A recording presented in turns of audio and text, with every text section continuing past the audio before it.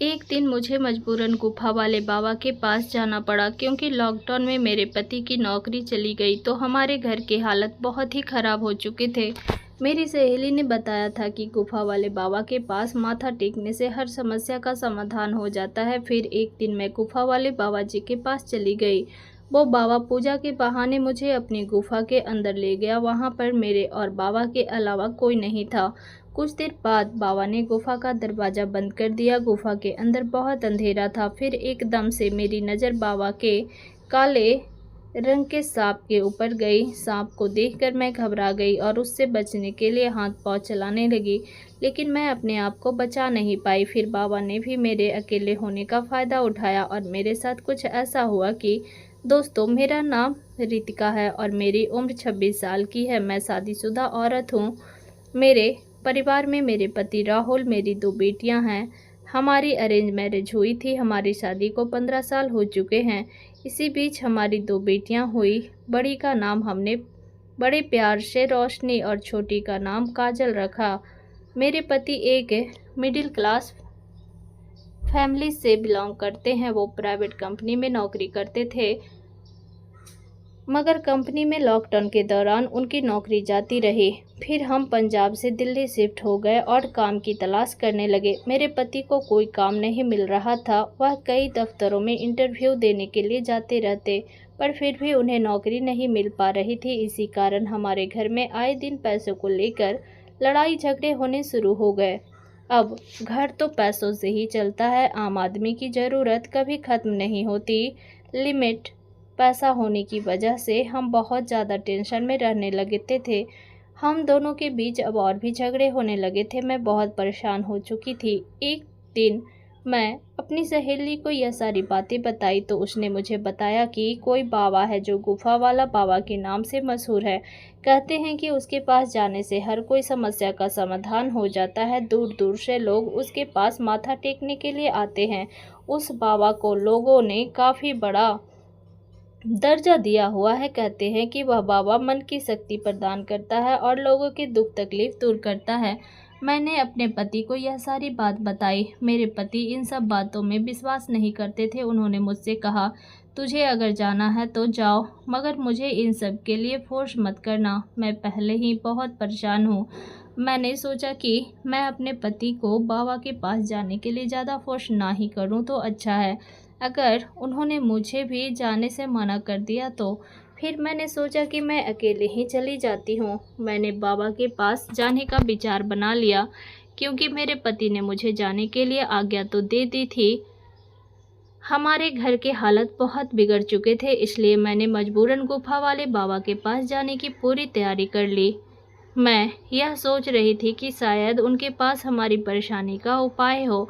अगले ही दिन मैं नहा के अच्छी सी साड़ी पहन के बाबा जी के आश्रम में चली गई। बाबा जी देखने में 45 से 50 की उम्र के लग रहे थे। उनके आसपास भक्तजन बैठे थे। उनके दोनों बाजू में 2 लड़कियां करीब 25 की उम्र की सफ़ेद साड़ी में खड़ी थी। बाबा जी भगवान और शक्ति की बातें कर रहे थे। सत्संग खत्म होने के बाद सब लोग एक एक करके बाबा जी से मिलने जाने लगे। जब मैं उनके पास पहुंची तो वह मुस्कुराए और मुझे आशीर्वाद दिया और कहने लगे, पुत्री, तुम्हारे माथे की लकीर देख के लगता है कि तुम घोर कष्ट से गुजर रही हो। बताओ क्या कष्ट है?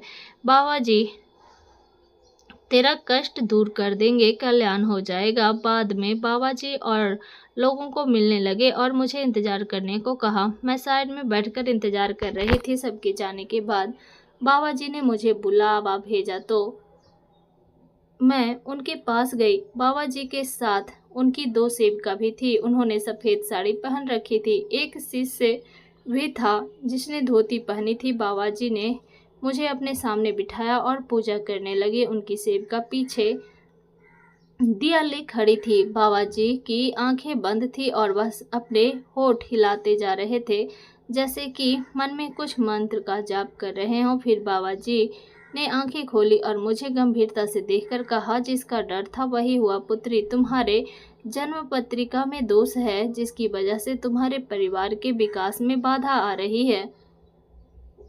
इसके लिए तुझे पूजा करवानी होगी, इसका उपचार करना पड़ेगा। बाबा जी की बात सुन के मैं थोड़ा घबरा गई। मैंने बाबा जी से कहा, बाबा जी मैं बहुत ही मुश्किलों से गुजर रही हूँ, आप कोई भी उपाय बताएं, मैं कोई भी पूजा करने के लिए तैयार हूँ। पूजा में जितना खर्चा आएगा आप मुझे बता दीजिए, हम लोग बहुत ही परेशान हैं, इसलिए मैं आपके पास आई हूँ। फिर बाबा जी ने कहा, कल तुम नहा के नए वस्त्र पहन के बिना सिंदूर लगाए और बिना मंगलसूत्र पहने आश्रम में आ जाना। हम कल से पूजा शुरू कर देंगे। ध्यान रहे किसी को भी इस पूजा के बारे में मत बताना, वरना विघ्न पड़ जाएगा। और घर में भी किसी को कुछ नहीं बताना कि मैं कहाँ पर जा रही हूँ। शायद मैं बता देती कि मैं कहाँ जा रही हूँ तो अच्छा होता, लेकिन बाबा जी ने कहा था कि पूजा में विघ्न पड़ेगा, इसलिए मैंने किसी को भी नहीं बताया। फिर मैं वहाँ से निकल के अपने घर आ गई।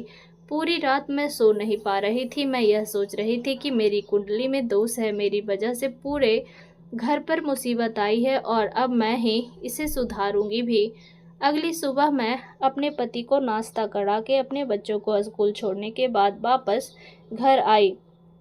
मेरे पति भी नाश्ता करके ऑफिस के लिए निकल चुके थे। मैंने घर का सारा काम खत्म किया और फिर नहाने चली गई। मैं अच्छे से नहा के एक पीले रंग की साड़ी में तैयार हुई और फिर बिना सिंदूर लगाए और बिना मंगलसूत्र के बाबा जी के आश्रम चली गई। आज आश्रम में कोई नहीं था। मैं यह देखकर घबरा गई कि आज आश्रम बिल्कुल खाली क्यों है। मुझे अकेले वहाँ पर डर लगने लगा। मैंने एक शिष्य से पूछा कि आज आश्रम खाली क्यों है, तो उस शिष्य ने मुझे बताया कि गुरुजी के शिष्यों ने सबको कॉल करके बता दिया था कि आज आश्रम में कोई अनोखी पूजा है, जिसके कारण बाबा जी आज किसी से नहीं मिलेंगे। मैं वहां पहुंची तो बाबा जी की सेविकाओं ने बताया कि बाबा जी गुफा के अंदर हैं और वह तुम्हारा ही इंतजार कर रहे हैं। वह मुझे बोल रही थी, तुम बहुत ही भाग्यशाली हो जो तुम्हें बाबा जी के पास गुफा के अंदर जाने का मौका मिला है, क्योंकि बाबा जी गुफा के अंदर हर किसी को नहीं बुलाते। फिर उन्होंने मुझे गुफा के अंदर जाने का रास्ता दिखाया। वो मुझे गुफा के अंदर कमरे में ले गई। वहाँ अंदर एक बेड था और उस बेड के सामने वाली जगह में बाबा जी ने एक यज्ञ का विधि खड़ा किया था। मैंने सोचा कि यही बाबा जी यज्ञ भी करते होंगे और फिर रात में सोते होंगे। मेरी सोच को रोकते हुए उनकी एक शिष्या बोली, तुम बिल्कुल सही जगह आई हो, बाबा जी तुम्हारी हर इच्छा पूरी कर देंगे। उनके पास बहुत बड़ी शक्ति है। तुम बाबा जी के साथ यहीं बैठो, हम लोग बाहर जाते हैं। तुमने किसी को बताया तो नहीं कि तुम यहाँ आई हो? मैंने ना में सिर हिलाया। बाबा जी ने मुझे बैठने के लिए कहा। मैं और बाबा जी वहीं फर्श पर बैठ गए। बाबा जी मंत्र बोलकर अग्नि में घी डाल रहे थे। वो मंत्रों का उच्चारण करते जा रहे थे। फिर एक सेवका बाहर से दूध का गिलास लेकर अंदर आई। बाबा ने थोड़ा दूध अग्नि में डाला और बाकी दूध को हाथ में पकड़ के कुछ मंत्र बोला और फिर वह दूध मुझे पीने को कहा। बाबा बोले, इसे पी जाओ, लेकिन मुझे डर लग रहा था कि कुछ गलत ना हो जाए, क्योंकि यहाँ पर कोई और नहीं था।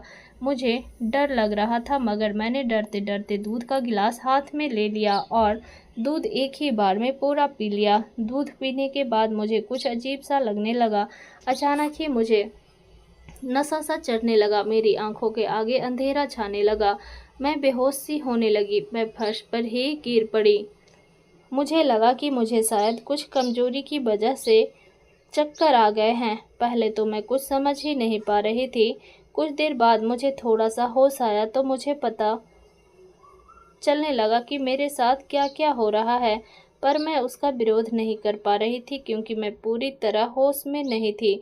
मुझे महसूस हो रहा था कि कुछ जने मिलकर मुझे उठा रहे हैं और फिर उन्होंने मुझे पलंग पर लेटा दिया।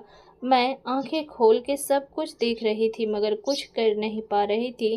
फिर उस बाबा ने अपने शिष्यों को बाहर इंतजार करने के लिए कहा। बाबा ने पूजा शुरू कर दी। मैं बाबा की यह हरकत देख हैरान रह गई। मैं सोचने लगी कि यह किस तरह की पूजा है।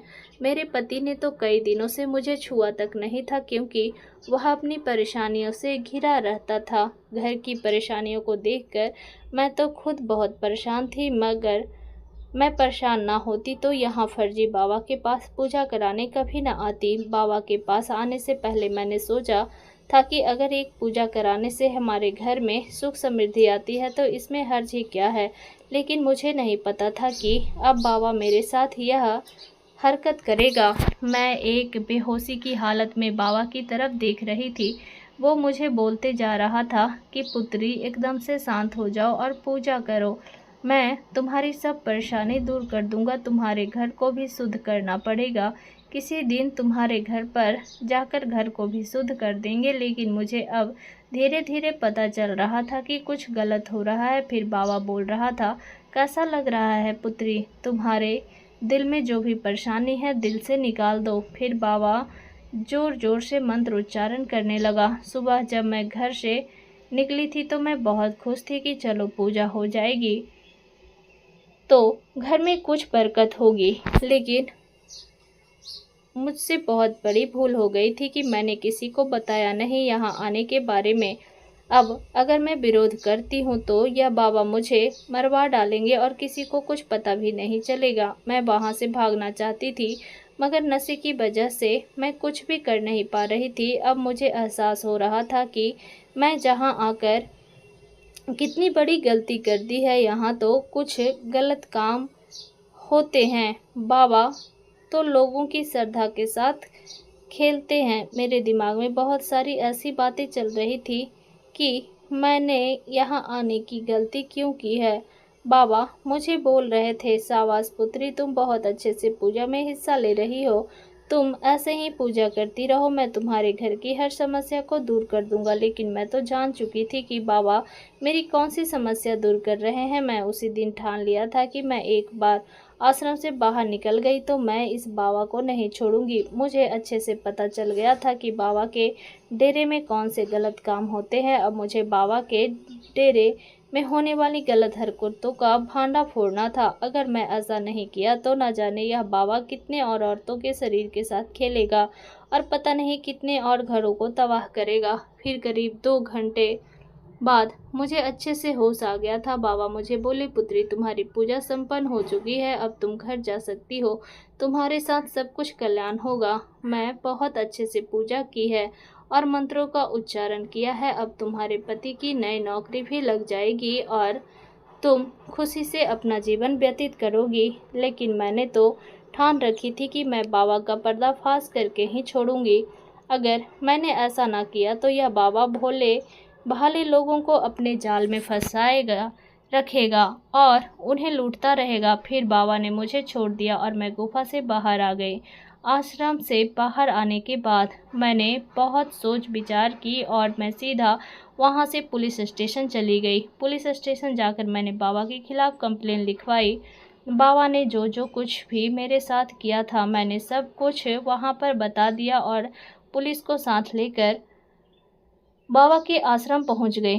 पुलिस ने बाबा को गिरफ्तार कर लिया। आज वो बाबा जेल के अंदर अपने गुनाहों की सजा पूरी कर रहा है। जब मैंने उस बाबा के खिलाफ आवाज़ उठाई तो बाद में और भी बहुत सारी लड़कियां सामने आई जिनके साथ बाबा ने गलत काम किए थे। घर जाने के बाद मैंने हिम्मत करके वो सारा कुछ अपने पति को बताया जो बाबा ने मेरे साथ किया था। मेरे पति ने मेरी सारी बात समझी और मुझे बोली कि मैं इसी वजह से इन बाबाओं लोगों पर विश्वास नहीं करता जो ऊपर से दिखते हैं कुछ और हैं और अंदर से होते कुछ और हैं। वह मुझे बोल रहे थे कि अगर मैं तुझे उस बाबा के आश्रम पर जाने से रोकता तो तुम्हारे दिल में भी इन बाबा लोगों के प्रति विश्वास बना रहता और तुम कौन सा मेरे रोकने से रोकने वाली थी।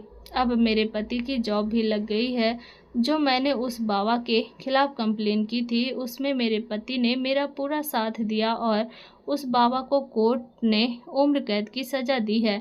वह जेल के अंदर अपने गुनाहों की सज़ा भुगत रहा है। मेरे प्यारे दोस्तों, अगर आप ऐसी ही और भी इंटरेस्टिंग कहानियाँ सुनना चाहते हैं तो चैनल को सब्सक्राइब जरूर करें और बेल नोटिफिकेशन को ऑन कर लें। कमेंट बॉक्स में बताएं कि आपको मेरी स्टोरी कैसी लगी।